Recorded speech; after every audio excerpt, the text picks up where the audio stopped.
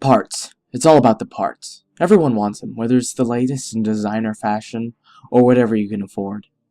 No one wants to be like them, completely organic. No one wants to get sick, old, and die. Neither do I. In the search for newer and better parts, large companies and laboratories must do testing to get the new parts approved. The parts being tested range from hands and feet to organs and new faces. As I've come to discover, some of these companies go to extreme lengths to achieve their goal of perfect parts. I was one of these test subjects used in the studies of the new parts. The majority of them worked fine, but some had disastrous side effects of use. Many were tested by people just like me. I was lucky. My name is Shell. I'm test subject number 0118-999. I've been working for Aperture Laboratories for over 3 years now, but I wouldn't exactly call it working, per se. It's more like what you would call forced employment. This job was supposed to be a great opportunity, and for only the best of the best. I've now come to see that that's not true. Most of these people used to be homeless and unable to find work anywhere else. They were the ones testing the arms and legs. People like me are the ones testing the new stomachs, livers, and hearts. This is the biography of my escape from Aperture Laboratories. The day of my escape, I had just been installed with a new part. This part was a revolutionary new stomach. It was intended to be used in the military. It's designed to intake parts like weapons from the enemy and transform and install them on the user, live on the battlefield. Unfortunately, its first test will be slightly different. A guard approached my cell.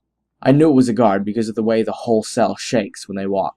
Doctors and surgeons hardly have the same effect. I was next to the door with a taser I had stolen from a previous guard that had come to take me to testing. The door flung open with a crash against the adjacent wall. He hadn't seen me yet because he hadn't expected me so close to the door. In that instant of surprise, I shoved the taser into the side of his neck and pressed hard on the button. Spasms racked his body as 10,000 volts of electricity flowed through him. I hope it hurt. In order for my newly installed stomach to transform the parts into usable ones for my body, I must essentially eat them. This is not a fun experience. What I needed from the guard were his eyes. His eyes were the key. The retinal pattern gave me access to the doors. I knew I didn't have much time before he regained his motion control, so without another thought, I took my spoon from dinner and pressed it into the space between his eye and skull. The electronic eye popped out with the sound you make when you click your fingers. I repeated the process for the second eye. I popped them into my mouth, telling myself they were just candy. Swallowing them both, I waited for my stomach to kick into action. Suddenly, everything went black. There was no light. I couldn't see. Text then suddenly appeared in my vision, green, scrolling too fast to read. The kind of thing you'd expect to see on the screen of a hacker in a movie. I flinched as I regained my sight. Everything looked different, however. It was brighter and clearer, like watching a movie on a high-definition TV. I glanced down at the guard. He had nearly recovered completely. "You bitch!" he cursed at me in a disabled and mumbling voice. I took one step up to the door and looked into the retina display. A bright light flashed across my new eye, making it almost impossible to keep it open, but I did. There was a beeping noise, and an electronic female voice said, "Body signature does not match that of Mr. Cave Johnson. You have 5 minutes to try again or input your security number." At least I know his name now, I thought. "You can't get out of here without my body signature. My eyes are only half the equation." Cave growled at me while he stood. He lunged at where he thought I was. One short step to the right solved that problem, and he went crashing into a table in the corner of the cell. I only had one option, to get enough of his electronic body for the retina scan to recognize me as him.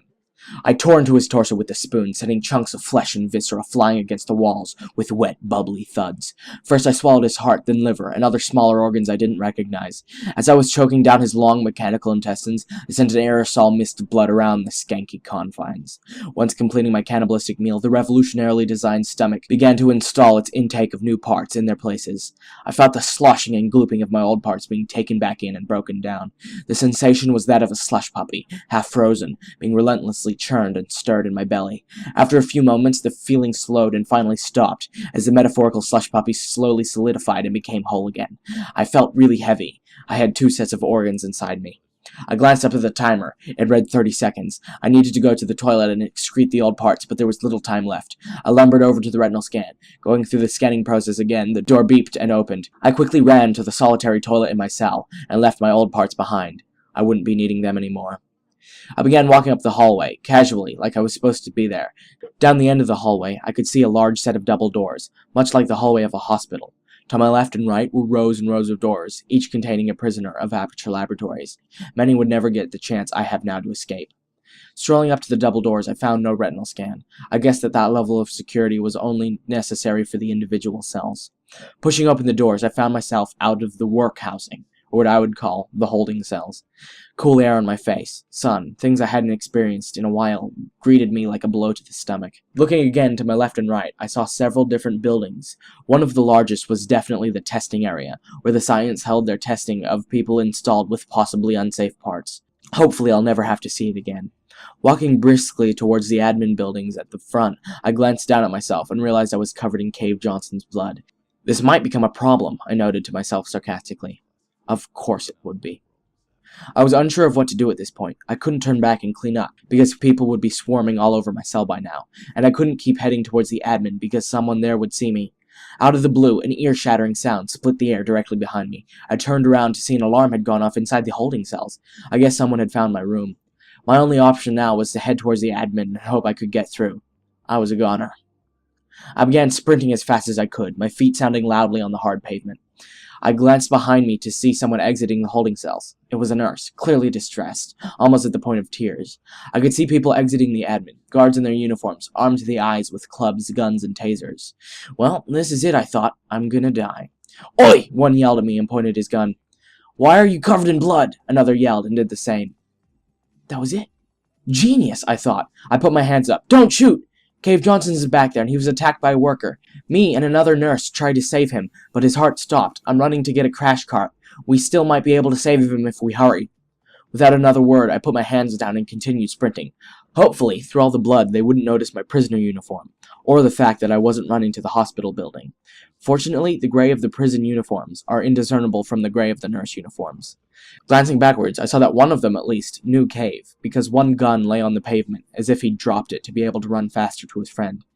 Everything that I said was a lie, but especially the part about the crash cart, because Cave's heart was mechanical, meaning it didn't beat. Swinging wide the admin building's doors, I walked in the lobby. There was one person in reception, but thankfully they were looking through boxes underneath the desk, and didn't notice me come in. I quickly walked through the door at the other side of the room. I found myself at the exitway. There were 2 metal detectors accompanied by retinal scans. There were 4 seats that I assumed the other 4 guards were sitting in, before they left to attend the alarm. Quickly scanning Cave's eye, I stood and began. Mr. Johnson, your shift is not over yet. Why are you leaving? The same female voice that greeted me in the cell asked, rather testily, I thought. Well, was as far as I got, before GLaDOS, Aperture Laboratories' own genetic lifeform and disk operating system, flatly stated, That's not Cave. Not knowing what else to do, I bolted. I ran to the glass doors in the front of the room and tried to open them. They were locked. Going somewhere? The haunting voice of GLaDOS cooed back at me. Yes, I mumbled, under my breath, too quiet for GLaDOS to hear, I thought. But alas, I was wrong. The all-seeing and hearing eye of GLaDOS heard me perfectly. And where might that be? It inquired. Away! I screamed and charged as hard as I could at the glass door. 1,000,001 raindrops shattered down around me, making the ground look like a child's glitter-filled birthday party. Crunching along, I continued to run as fast as I could, away from where I had spent the past 3 years of my life, in a single cell, doing tests on various parts that were to be used by people who didn't know about what went on behind the scenes. Now, I hope everyone knows. This has been a Ravex 1010 Productions video. Please like, subscribe, favorite, blah blah blah, if you genuinely liked it. Not because I told you to. And thanks for watching.